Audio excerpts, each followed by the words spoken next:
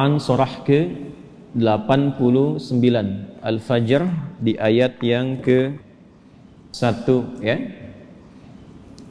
Sudah? Sampai ayat 3. Bismillahirrahmanirrahim. Wal fajr walayalin 'ashr wasyaf'i wal watr. Tambahkan satu ayat lagi, wal laili idza yasr. Baik, wal fajr, aku bersumpah demi waktu fajar. Di dalam Al-Quran kita temukan ragam sumpah yang langsung disampaikan oleh Allah Subhanahu wa ta'ala. Allah itu tidak bersumpah pun pasti yang difirmankan sudah penting. Dan sumpah itu ciri penegasan dan kesungguhan. Kalau dikaitkan dengan makhluk ada kesungguhan. Makanya kalau Anda ingin menguatkan sebuah pesan dan menunjukkan Anda serius, pakai sumpah ya. Besok ada ceramah Ustadz Adi di Masjid A. Wah, yang benar sumpah. Nah, dia. Nah, kata sumpah itu kan biasanya untuk menegaskan sebuah makna kan dan menunjukkan kesungguhan. Nah, Allah itu tidak bersumpah pun itu pasti sudah penting apa yang difirmankan. Apalagi kalau disertai dengan sumpah. Maka pasti ada yang istimewa di dalamnya. Jadi kalau kita menemukan ayat dalam Al-Quran diawali dengan sumpah, ini menunjukkan pesan yang disampaikan di ayat itu tidak biasa, ada yang sangat penting, berbeda dengan pesan-pesan yang lainnya. Jelas sampai sini? Baik. Wal fajr. Ciri sumpah pertama itu kalau ada di awal ayat. Ini secara umum ya. Dibuka dengan huruf waw. Ujung akhir kalimatnya, ujung kalimatnya itu harakatnya kasrah. Sudah? Misal, waw ketemu satu kalimat ujungnya kasrah. Wal fajri wal laili wasyamsi wadduhaha. Jadi setelah waw ada kalimat ujungnya kasrah. Nah, itu diartikan wawnya sumpah. Qasam namanya, wawil qasam. Kalau sudah dibuka dengan seperti ini, artinya informasi yang disampaikan setelah huruf waw itu penting, tidak biasa. Wal fajr, aku bersumpah demi waktu fajar. Ada beberapa pendapat dari kalangan ulama tentang fajar yang dimaksudkan di ayat ini. Jadi di sini Allah bersumpah dengan 5 hal. Ada 5 sumpah. Aqsamun khamsah, kata para ulama, terdapat 5 sumpah di dalamnya. 1, wal fajar, demi waktu fajar. 2, walayalin 'ashr, dan 10 malam yang istimewa. 3, wasyaf'i, demi waktu genap. Kemudian 4, wal watr. 5, wal laili idza yasr. Ada 5 di sini disebutkan, menunjukkan ada 5 yang istimewa. Saking istimewanya dibuka oleh Allah Subhanahu wa ta'ala dengan sumpah. Baik. 1, fajar. Secara cepat saja. Para ulama setidaknya menyebutkan secara umum ada 2 pemaknaan di kata fajar di sini. Yang pertama yang dimaksudkan setiap waktu fajar. Itu penting. Setiap waktu fajar, dalam setiap hari. Jadi ada satu yang istimewa, waktunya di waktu fajar dari sekian perubahan waktu yang kita alami dalam sehari. Kan dari fajar nanti muncul ke pagi, pagi ke siang, siang ke sore, sore ke maghrib, maghrib ke malam kan. Nah, dari perputaran waktu itu, di antara sekian banyak waktu, fajar itu istimewa. Karena itu Allah panggil kita untuk bisa menunaikan sholat di waktu fajar. Ya, hakikatnya bukan hanya sholatnya, ada waktu-waktu yang hanya dalam fajar itu yang nggak ditemukan keistimewaannya di waktu yang lain. Contoh, kita ambil ke ibadah ritual dulu. Sholat di waktu fajar ini itu 2 rakaat sunnahnya saja. Sunnahnya, belum masuk ke fardunya. Itu nilainya disebutkan oleh Rasulullah SAW lebih baik daripada dunia dan seisinya. Raka'atul fajri khairum minad dunya wa ma fiha. Kalau Anda mampu menunaikan 2 rakaat fajar, itu yang dimaksud sunnahnya. 2 rakaat, tapi disebutkan kalimat fajarnya. Bukan zuhur, bukan asar, bukan maghrib, bukan isya. Dan dilakukannya sebelum salat fardunya untuk menunjukkan betapa pentingnya itu. Karena kalau orang tahu itu penting, pasti persiapan datang sebelumnya. Ya, Anda tahu di sini akan pengajian kan? Subuh kan?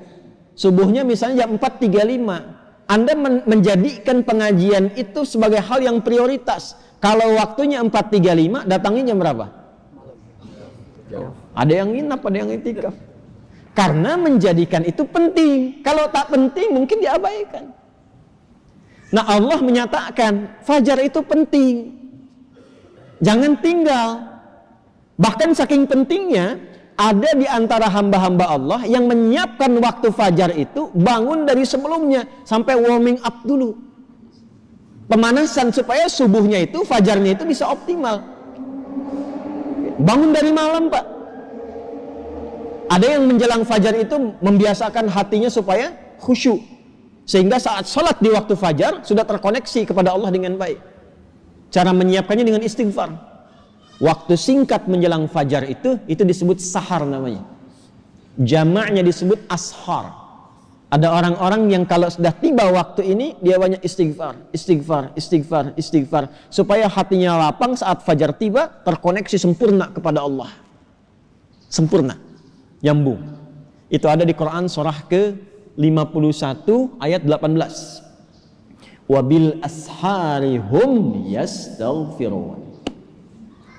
Ya, kalau ingin dikuatkan kesabaran, ingin diberikan rizki, sehingga bisa sering infak, ya, ingin diberikan kemampuan menjalankan segala sesuatu dengan benar, menatap dengan benar, mendengar dengan benar, berjalan secara benar, itu diantara amalannya rajin istighfar di waktu sahar menjelang fajar. Dah, ini ijazahnya langsung dari Al-Quran. Surah ketiga Ali Imran di ayat ke-17. As-sabirina was-sadiqina wal-qanitina wal-munfiqina wal-mustaghfirina bil ashar. Ya. Quran surah ketiga Ali Imran ayat 17. Paling kiri sebelah atas tuh. Itu di situ istighfar di waktu sahar itu disamakan dengan 4 amalan tadi. Sabar, khusyuk dalam ibadah, bisa rajin infak, dan benar dalam menjalankan aktivitas. Itu diantara latihannya rajin istighfar menjelang fajar. Makanya kalau sudah istighfar, terbuka hatinya, terkoneksi dengan Allah, itu ibadahnya akan lebih enak dibandingkan dengan yang jarang istighfar. Gitu. Alhamdulillah. Ada sifat qanitin di situ. As-sabirina wal qanitina. Sedangkan kita diminta salat itu dengan sifat kunut. Orangnya disebut qanit, jamaknya qanitin. Ada di mana ayatnya? Al-Baqarah ayat 238. Hafizu 'alas salawati was salatil wusta wa qumu lillahi qanitin. Tuh. Kalau mau salat, mau enak salatnya, jangan sekedar salat. Memang betul sudah selesai. Ya, menuntaskan kewajiban, beban kewajibannya hilang. Tapi kenikmatannya dapat enggak? Manfaatnya dapat enggak? Kalau ingin menikmati salat, ingin dapat manfaatnya, dapat ketenangan, terkoneksi dengan Allah, doanya cepat dijawab, maka khusyuklah dalam salat. Nah, di antara cara mendapatkan khusyuk itu istighfar. Dibuka.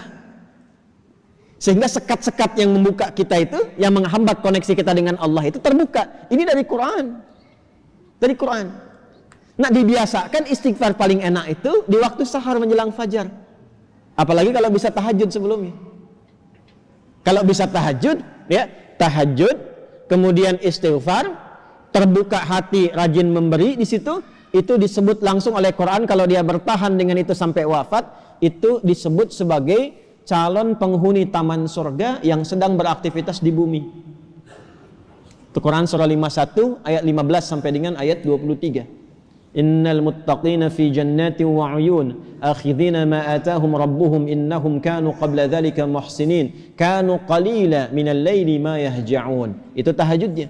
Wa bil ashari hum yastaghfirun. Itu istighfarnya. Nah, hakikatnya kita bangun malam itu, hakikatnya kita istighfar di waktu sahar untuk persiapan ke fajarnya. Salah satu maknanya itu. Makanya Nabi kan ya suka rebahan kan sedikit ya. Bukan rebahan yang sempurna. Ya kaum rebahaners nih ya. Ya, coba dicek tuh. Kalau ada rebahan Nabi itu miring sedikit ke kanan kan, setelah istighfar tuh nunggu-nunggu sampai fajar tiba. Supaya kesadarannya optimal. Ada apa di fajar itu sampai dipersiapkan sebelum itu? Sampai-sampai 2 rakaatnya lebih baik daripada dunia dan seisinya. Itu kalau dibaca pakai iman, gak ada yang bisa menandingi. Saya tanya antum, dikasih 1 juta atau 2 rakaat sebelum subuh? Ayo. Oh, masa? Huh? Nah, coba dicek. Sana ada lomba balapan di sirkuit tuh. Berlangsungnya sebelum subuh.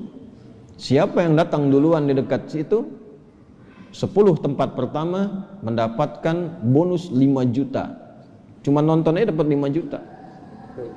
Tawaran kedua, datang ke masjid, tunaikan 2 rakaat sebelum subuh setelah azan tiba, dapat dunia dan seisinya, lebih baik daripada dunia dan seisinya. Pilih mana?